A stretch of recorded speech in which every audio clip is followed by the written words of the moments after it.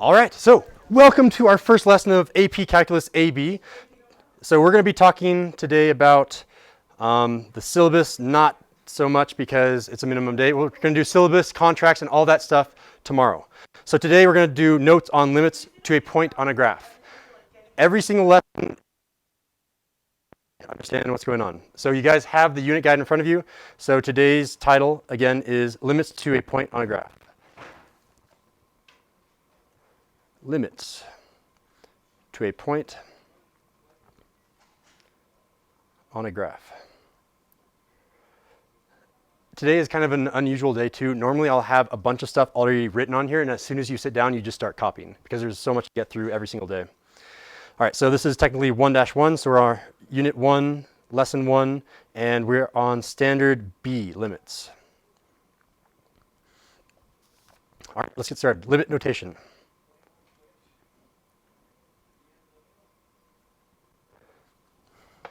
And we are using Cornell note style, so have a left bar. If you need a ruler, go ahead and grab one from up front by the 3D printer.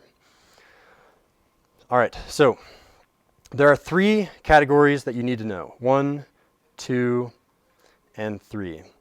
1 is limit from the left, and I'm going to do this in quotes, left. The second one is from the right. Any guesses on what the third one is going to be? Good guess, and it's kind of close to that. It's from both sides.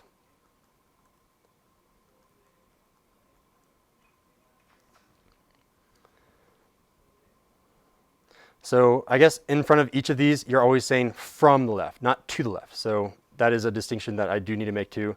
You're always assuming this is from, never to. So if you need to write from in each of these, you can do that. From the left, from the right, from both sides. So this is what I'm going to say out loud, limit from the left. But this is how you write it in the notation. The notation looks like this. It's limit, L-I-M, and then of the function, so we're just going to do a general function, f of x. But how do we say it's from the left? We say as x is always going to be whatever variable here, whatever independent variable, as x approaches some point, some number, so I'll do like 0 or 1, but to keep it general, I'll just say c. This was like a number. And now this is the magic part. This is where I'm finally saying from the left. This little minus sign. It's kind of like to the power of a minus sign. That's what it looks like. So this is the way I read it. The limit of f of x as x approaches c from the left. Go ahead and pause me if you ever need more time to write, if you have questions.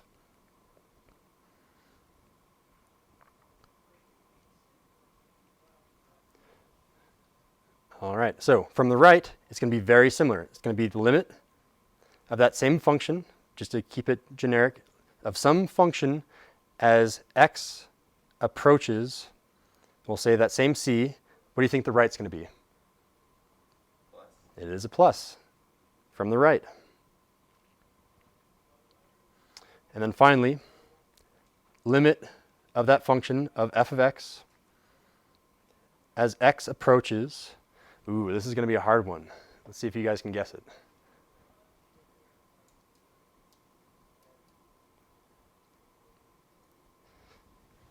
As x approaches, it is just c, nothing else. And that's a really important distinction to make. When there's nothing written, you always have to assume it's both of them. So these are just one case, but this is 2 cases, both 1 and 2. All right, so I want to annotate this thing to talk about what's going on. So this c, this is some point usually in time or some point on the graph.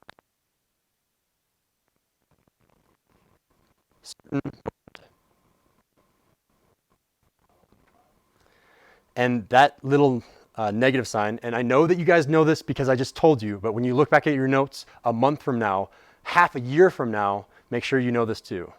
From left, that's why we're writing it.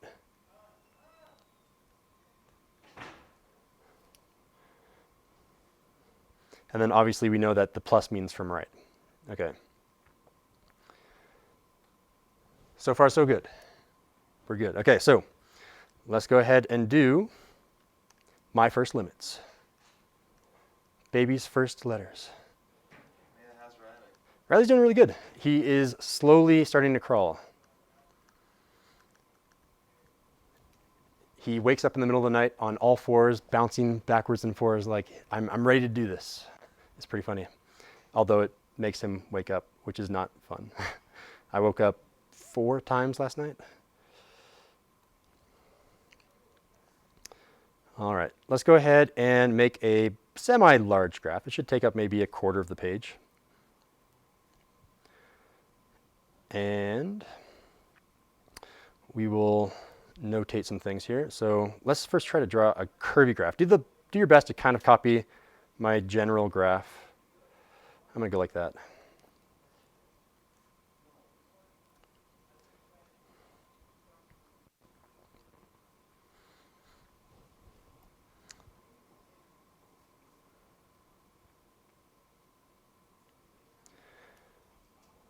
All right, so I'm going to say this point, this y coordinate here is going to be 6.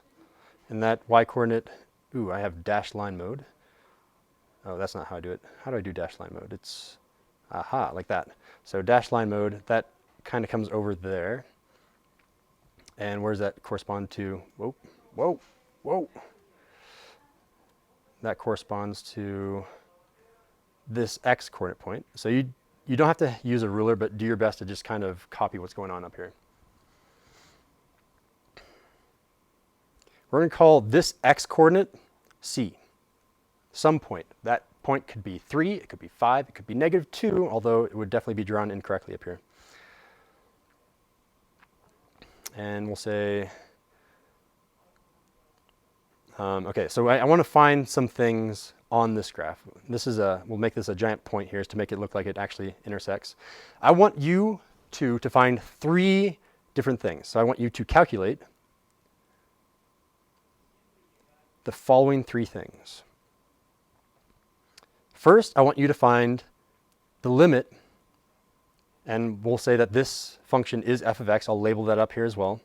The limit of that function that I just drew, that blue curve, f of x, as x, notice it's x, which means you're going left and right, not up and down. So as x approaches c, and what does this mean again? From the left. Yeah, perfect, thanks. So find what that's equal to. Second, I want you to find the limit of the same function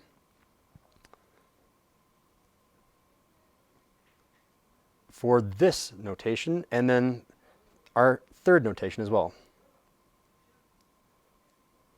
It might seem repetitive to write the exact same thing that we wrote on the last slide, but it's good to get into the habit of how to write limits.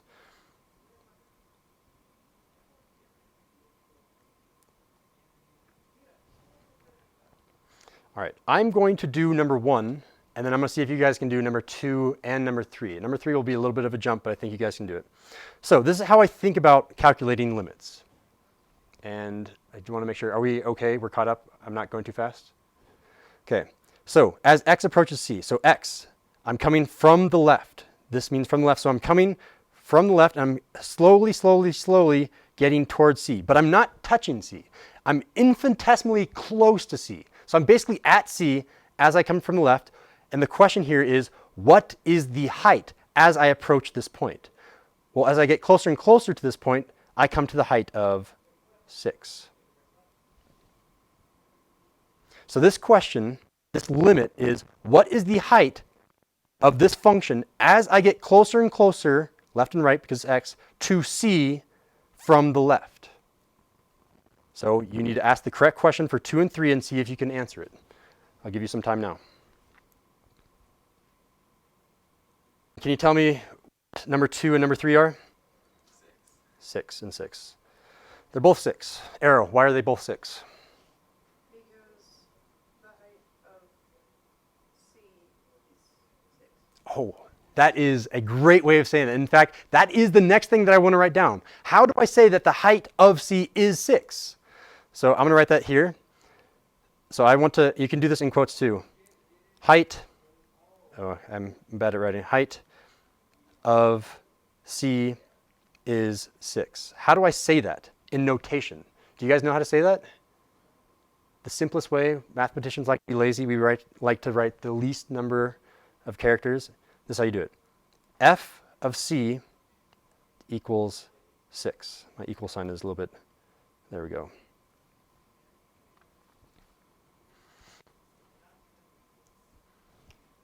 So on the notes on the side, you can make something like this. F of whatever, you can do like a box or something. This always means height.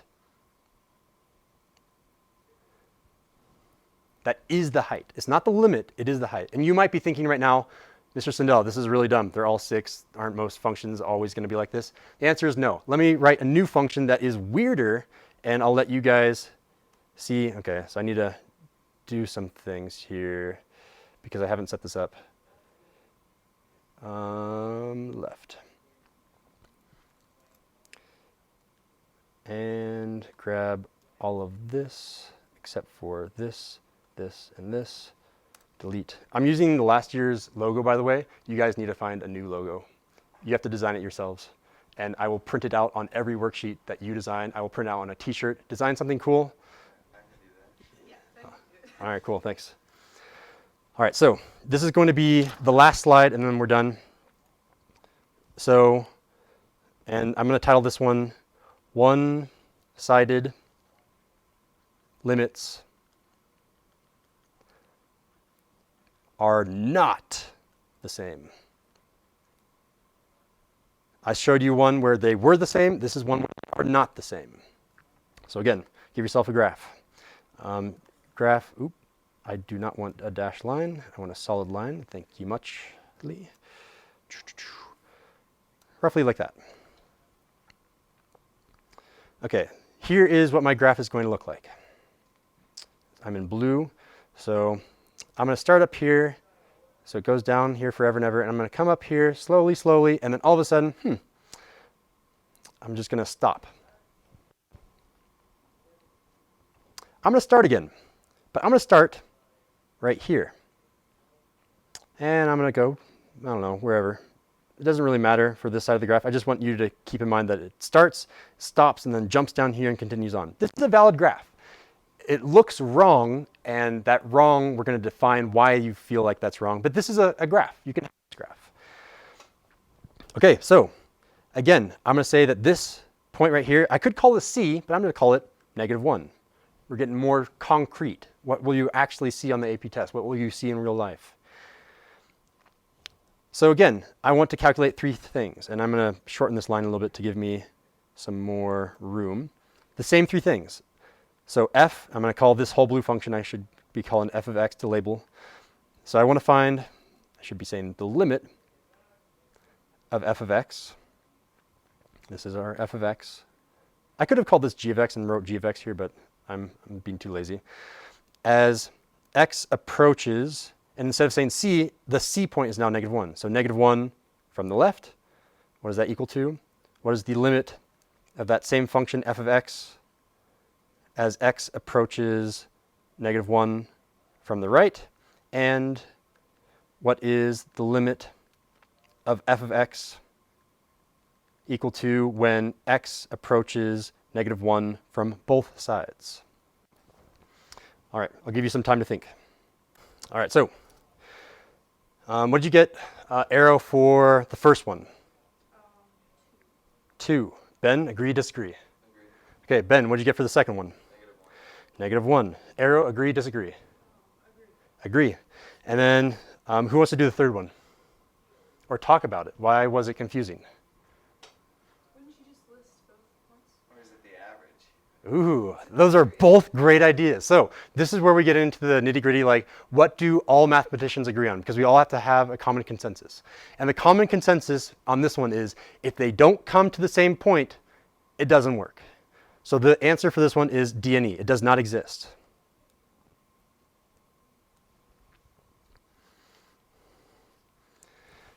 Perfect. And you guys already intuitively understand that it was 2 points average. You have to do something to make it work. It doesn't work. Lastly, I want to ask you this.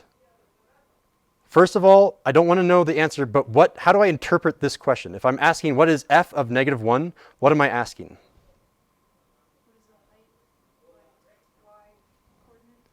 of, Negative, or the point that's at -1, which is. yes, so you basically have it all. I'm going to piece it together. What is the height at x equals -1, right? Perfect. And then Ben, what is the height at -1? It's -1